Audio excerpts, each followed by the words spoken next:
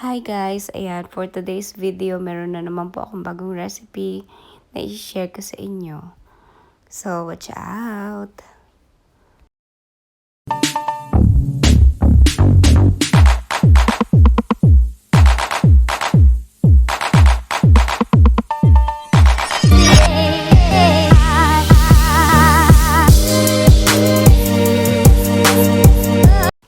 So, ayan na nga guys. I-welcome muna natin ang 2025.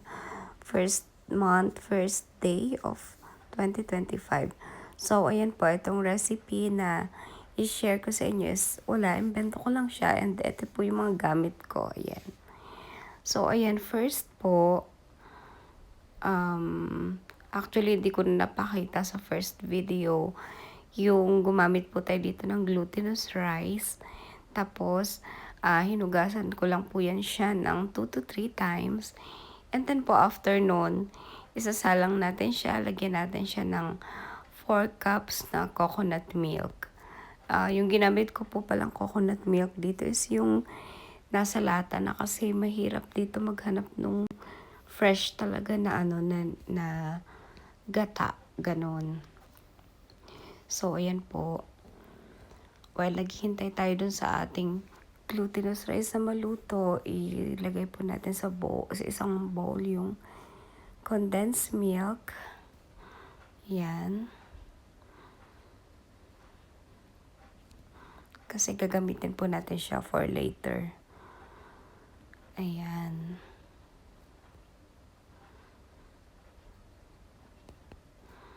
Tapos, lalagyan po natin siya, gagamitin tayo dito ng food color.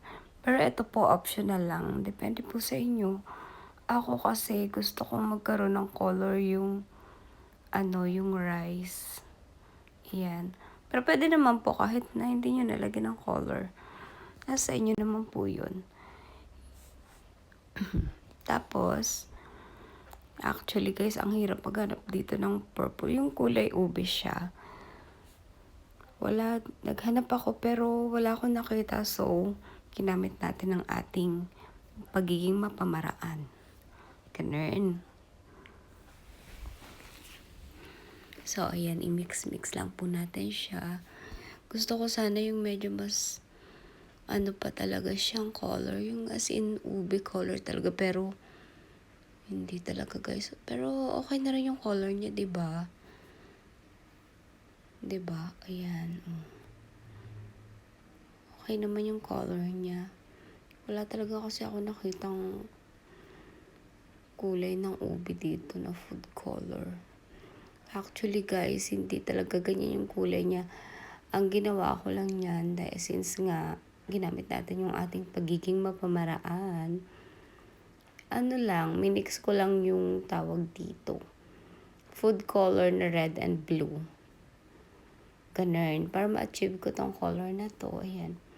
Gusto ko kasing mas medyo darker pa kaya nagdagdag tayo ng konti. Tapos, ayan. I-check natin ulit yung ating rice. Ayan, luto na to guys. Habang nagmi-mix tayo ng check natin konti yung yung rice natin. Yan, halu-haluin lang natin hanggang mag-dissolve lahat ng color dun sa condense.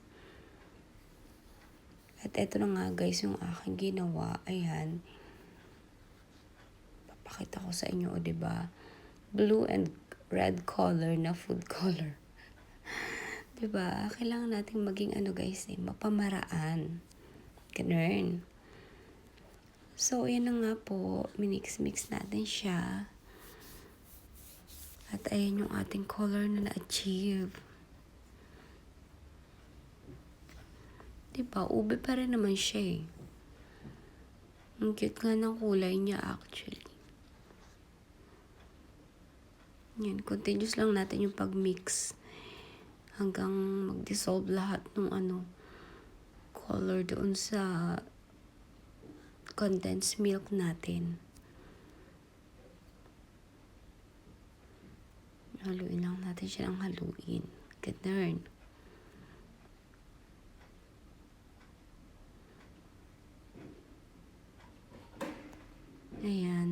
na siya.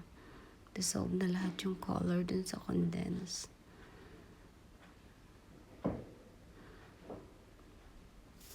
And then after nyan guys, ihalo na natin siya dun sa ating glutinous rice. Yan, buhos natin dahan-dahan. Ikalatin natin siya para mas madaling mahalo dun sa rice. Tapos, pag naibuhos na natin siya, ayan, haluin natin guys, i-mix natin siya. Kailangan maging maging balance. Kumbaga, ano bang tawag dun? Maging pantay. Ayun, equal. Ay, dapat maging equal yung color. Kasi ang pangat naman kung yung ibang, 'di ba? Color white, as yung iba rin yung color. So, ayun na nga guys, yun ang kinalabasan niya, 'di ba? Cute naman. And then, nilipat na rin natin siya sa ating bowl. Yan. Next naman guys, ang gagawin natin is yung ating latik. So, ang ginamit ko pa rin dito guys is yung coconut milk na nasa lata. Yan. Tapos, halu-haluin lang natin siya. Since mahirap ka maghanap dito ng yung fresh. Yung as in gata talaga. Hindi kagaya sa guys. Sa Pilipinas, 'di ba? So, ayan, ito po yung aking ginamit. Ayan. Tapos, i-mix-mix natin siya, guys. Kailangan natin siyang haluin para hindi masunog. Tsaka, yung natin, guys, yung apoy natin, medium heat lang siya. Ayan, mix-mix. Halo-halo lang. Ganun. And then, pagka kumulo na yung ating guys, gata, mag-a-add tayo dito ng 1 cup of brown sugar. Pero depende din po sa gusto nyo yan, sa panlasa nyo. Kung gusto nyo medyo matamis, pwede nyo naman po siyang dagdagan yung sugar nyo. Ako kasi gusto ko yung sakto lang. Ayoko nang masyadong matamis. And then yan, ito guys, kailangan din natin siyang haluin ng haluin. Kasi kung hindi, masusunog yung sugar. Kailangan natin siyang i-mix hanggang mag-caramelize yung sugar. Medyo nakakangalay lang siya guys, pero ganun talaga, ginusto natin to eh. Ayan. Haluin lang natin siya ng haluin.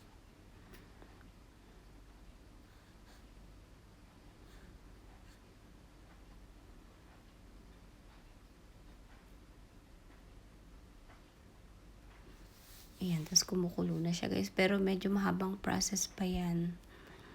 Kailangan yung parang nagka-caramel na talaga siya. Ganun. Ayan, ito. Medyo malapit na tayo sa katotohanan guys. So, ayan na siya. O, diba? Ganyan guys, kailangan ganito yung ma-achieve natin. Yan, pero konting kembot pa. Ayan, ganito guys. O, diba? Yan, so pag naging ganyan na siya, ganito na yung color niya at ganito na yung texture, okay na yan guys. Pwede na yan. Yan, o, diba? Para na siyang coconut jam. Tapos, pwede na to guys. Ihalo na natin siya dun, i-boost na natin siya dun sa ating glutinous rice. Kalat lang natin siya. Para malagyan lahat. Actually guys, ito kailangan pa natin tong i-oven.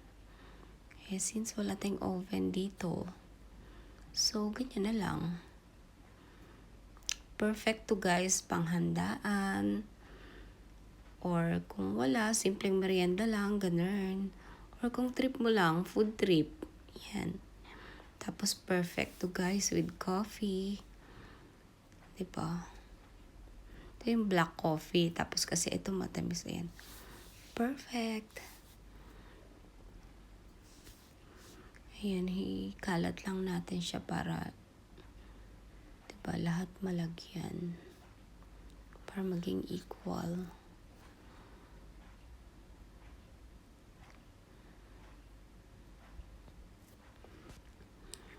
Ayan, kalat-kalat natin siya guys.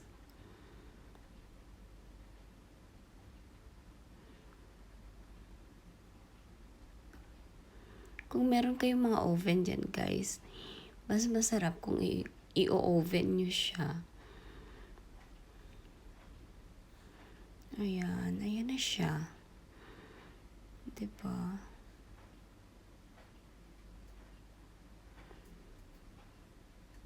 Sarap nito sa kape. And then yun, ayan na, tapos na siya guys.